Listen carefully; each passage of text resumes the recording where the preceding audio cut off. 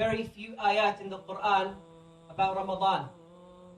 There's one main ayah of Ramadan. I'm sure you know what this ayah is. شهر رمضان الذي أنزل فيه القرآن in Surah Al-Baqarah. And if we just take the latter half of this ayah, Allah says, يريد الله بكم اليسر ولا يريد بكم العسر. He says Allah wants ease for you, He doesn't want difficulty. And it's amazing because especially now in these months of summer, whether we say it out loudly or not, something that we often think about is actually these fasts are actually quite difficult. You know, these almost 18-hour fasts for some of us, they can be quite tough. And subhanAllah, if we don't say it ourselves, when we're at work or we speak to non-Muslims, they say it to us. You know, you tell them Ramadan's coming up, they say, oh, that's really difficult now in the summer, isn't it? You know, they tell you how difficult it is. You know, subhanAllah. And yet, despite that, you know, usually more Muslims than not tend to fast. You know, it's even separate from salah almost. You'll have people who don't pray their salah, but they'll fast.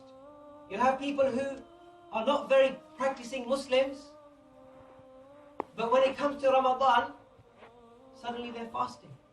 Even though it's an 18-hour day, they'll fast. And so Allah makes it easy for us, you know, in a way that's not easy outside. And if anybody is trying the fast now before Ramadan, trying their best to start fasting now, you know how difficult it is.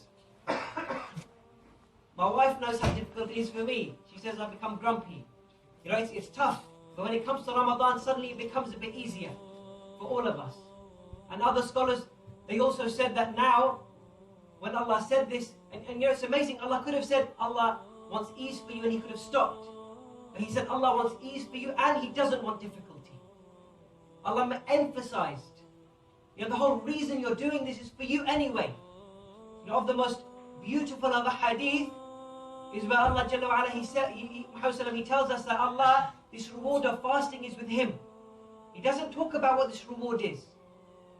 But when you meet Him on Yawm al-Qiyamah, when we're all there in Jannah, inshallah, we'll see what this reward is of fasting. Allah carries on and He says, وَلِتُكْمِلُ الْعِدَّةِ, and He wants for you to complete the days. Already in the ayah before, He says that the one who finds this Ramadan, he should fast. فَمَنْ شَهِدَ مِنْكُمُ الشَّهْرَ فَلْيَصُمْ. If you witness this month of Ramadan, then fast. But in the end of the ayah, He says again, وَلِتُكْمِلُ الْعِدَّةِ, He wants you to complete the days.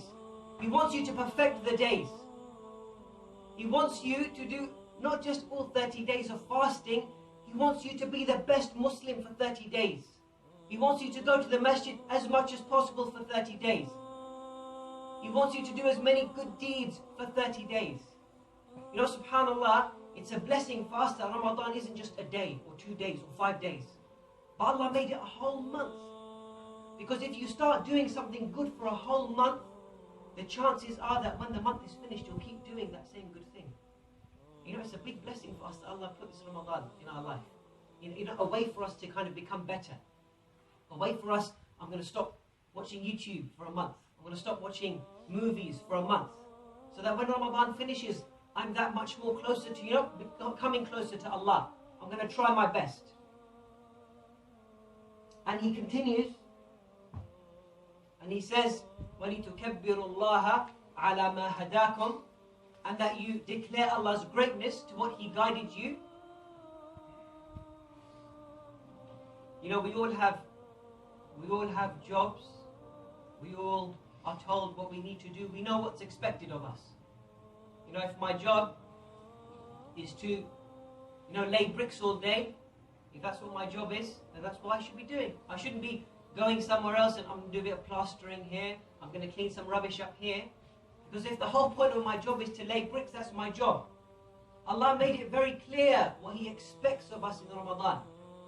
He did not tell us to go to iftar after iftar after iftar every day and then sleep afterwards and then miss your Isha in the masjid, try and make it for 8 Taraweeh and then go home and sleep and just eat something before you go to sleep for suhoor.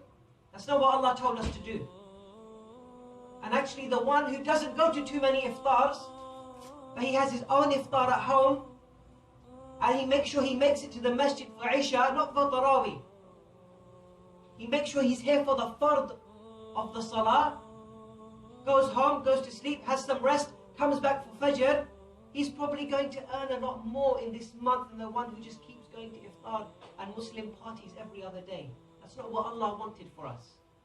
And other scholars, they said, when you complete the days, what do you have after that? You have Eid.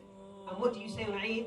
That we declare Allah's greatness. We say Allahu Akbar, La ilaha illallah, Allahu alhamd. Right, and this is alluding to that.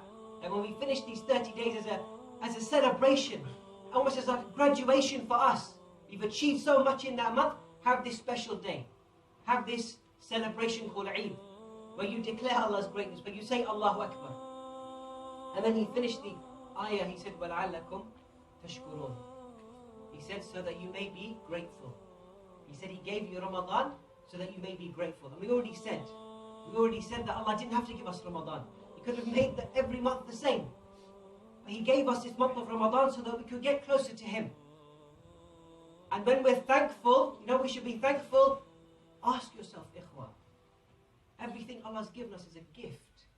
Everything Allah's given us is a gift. This month of Ramadan, the fact that the reward is increased and increased, and we don't make use of it, is it being grateful to Allah? Allah gave us time. The fact that we spend most of it doing what we want in this dunya, and we only give a little bit to Allah, if anything at all, is this being grateful to Allah? The saddest thing in the month of Ramadan, how much food do we waste? How much food goes to waste every day at iftar? How much food gets thrown away? When you come for your tarawih in the evening, everyone's got their plastic bottle. When you all leave, there's tens of bottles that are only half drunk. Plastic lying around everywhere. Is this being grateful to Allah? We're all blessed with families. I have a family member, subhanAllah. He's not been able to have a child for years and years and years. And his wife's had, I think, 4 miscarriages. And for the last 2, so her 5th and 6th, they had conceived a baby. And by 3 months, the baby had died.